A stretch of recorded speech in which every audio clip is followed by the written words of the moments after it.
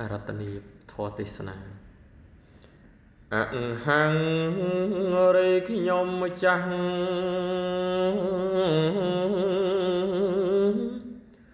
សូមឱកាសក្រាបប្រណិប័តដល់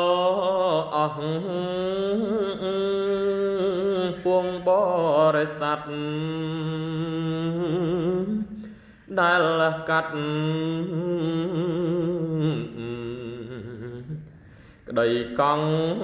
វល់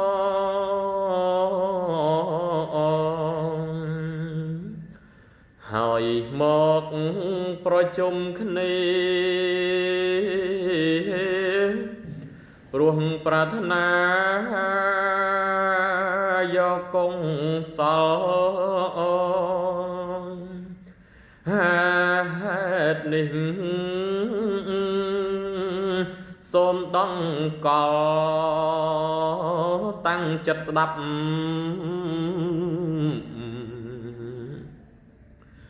ហទេសនា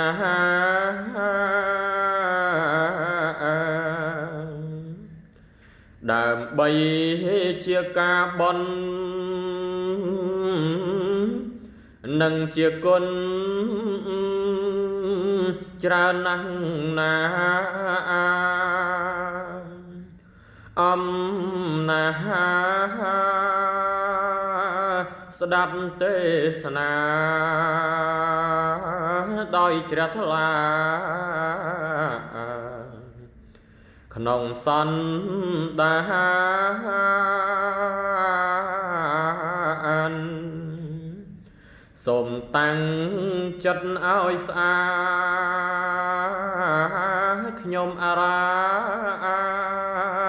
ធនិយតកាននិមន្តលោកនិងទេទិញទុមេត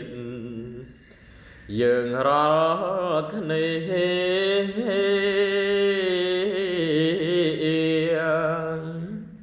ពេលនេះសូមបរិស័ទដែលប្រណិប័តកលត្រៀបត្រាកំពោលកុំចរចានិយាយគ្នាបែរមុខក្រោយសូមផ្ចង់នៅសញ្ញា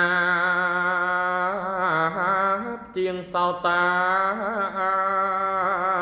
ស្ដាប់កុំធ្លុយទើបនឹងបានផលសោយអានិសង្ស5ប្រការ